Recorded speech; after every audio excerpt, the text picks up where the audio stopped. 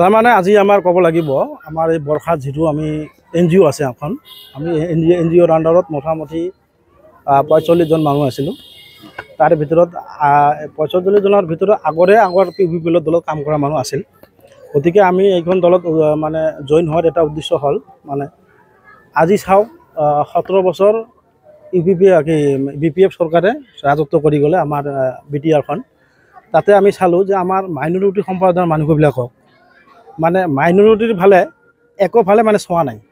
এইকাৰণে ক'ব পাৰোঁ যেনেকুৱা আজি প্ৰমোদ বড়ো ছাৰে যেনেকুৱা আমাৰ মাইনৰিটিৰ ক্ষেত্ৰত আমাৰ কি কৰি আছে ৫টা ডিষ্ট্ৰিক্টত হজ ভৱন বনাই আছে আৰু কি হ'ল আমাৰ কি আছে শ্বহীদ লাফিকুল ইছলামৰ কথাটো কিন্তু একেবাৰে BPF দলে একেবাৰে চিন্তা কৰা নাছিল। গতিকে আজি চাওক এই লাফিকুল ইছলামৰ শ্বহীদ বেদী ঘৰটো শ্ৰীনগৰত নাকি ক'তবা আধাৰশিলা স্থাপন কৰিছে আৰু ঘৰটা হ'ব প্ৰমোদ বড়ো ছাৰৰ নেতৃত্বত এইটো হৈ আছে।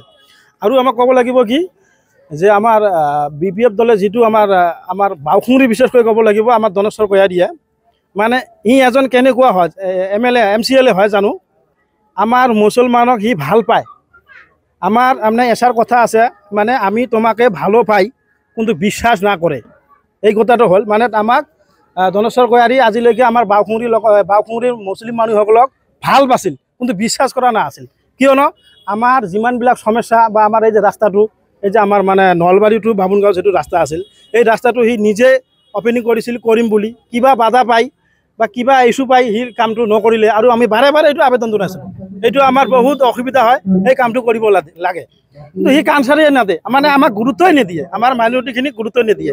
আৰু আমি এটা কথা ক'ব লাগিব যে মাইনৰিটিৰ হৈ বামুণগাঁৱত সি কি কাম কৰিলে আমাৰ বাওখুংৰিত মাইনৰিটিৰ হৈ বাওখুংৰি বুলি নহয় অল BTRত BPFে কি এটা অনুদান কৰিছে এইটো আমি ক'ব বিচাৰোঁ। আজি EPPL দলে আমাৰ প্ৰমোদ বড়ো ছাৰে মাইনৰিটিৰ হৈ বহুতখিনি কাম কৰিছে এতিয়া আমাক খেতা কম্বল আৰু ছাতি এইবিলাক আমাক নালাগে। আমাৰ জাতিৰ হৈ যিটো চিন্তা কৰিছে যেনেকুৱা মাটিৰ পাট্টা দি আছে আমাৰ মুছলমানখিনিক মুছলমান বুলি নহয় প্ৰত্যেকটো জাতিক সি মাটিৰ পাট্টা দি আছে যেনেকুৱা মছজিদ মন্দিৰ আৰু আমাৰ কবৰস্থানখনত গীৰ্জাত এইবিলাকত মাটি দি আছে এইবিলাকত সন্তুষ্ট হৈছোঁ আমি।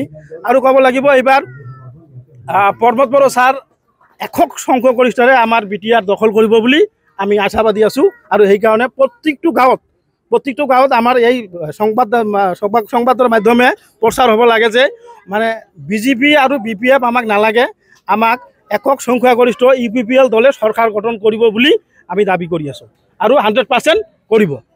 আজি আমাৰ এইখন গাঁৱত আমি ৪৫ জন মানে কি হ'ল জইনিং হ'লোঁ EPPL দলক। এইটো আমাৰ NGOৰ আণ্ডাৰত বৰষাত যিটো NGO আছে NGOৰ আণ্ডাৰত আজি জইনিং হ'লোঁ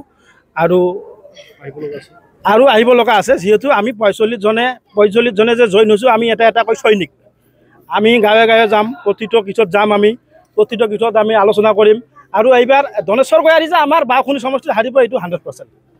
তাৰমানে মুছলমানৰ হৈ সি একো কৰা নাই। সি কৰিছে কি মুছলমানৰ ঘৰত নিমন্ত্ৰণ খাইছে মুছলমানৰ ঘৰত সি নিমন্ত্ৰণ খাবলৈ আহে ভালকৈ মাতিলে সি ভালকৈ নিমন্ত্ৰণ খাবলৈ আহে কিন্তু মুছলমানৰ সমস্যাবিলাক ক'লেও সি বুজি নাপায় সি কিবা ধেমালি নিচিনা যেন ভাবে।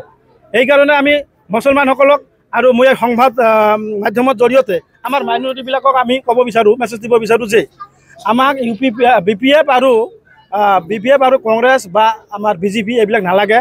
আমাক সকলোকে এক হ'বলৈ হ'ল যিটো অসমত উচ্চতৰ প্ৰভাৱ চলি আছে সেইকাৰণে মই মুছলমান ভাইসকলক ক'ব বিচাৰিছোঁ বেলেগ দল আৰু কৰিব নালাগে।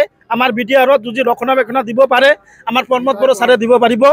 গতিকে আমাৰ মুছলমান ভাইখিনিক ক'ব বিচাৰোঁ মই যে আমাৰ মাইনৰিটিবিলাক যে আমাৰ এটা দলে কৰিব লাগে BTRত UPPL চৰকাৰ। গতিকে আমি সকলোৱে আজি ক'ব বিচাৰোঁ UPPL long live UPPL long live UPPL long live Pramod Boro long live Pramod Boro long live Ranjit Basumatary ডাঙৰীয়া লং লিভ ৰঞ্জিত বসুমতাৰী ডাঙৰীয়া লং লিভ। আজি ৰঞ্জিত বসুমতাৰীৰ জৰিয়তে আমি যি জইনিং হ'লোঁ ৰঞ্জিত বসুমতাৰী আমাৰ বাওখুংৰি দলত বাওখুংৰি সমষ্টিত জিতাটো 100% চিয়'ৰ।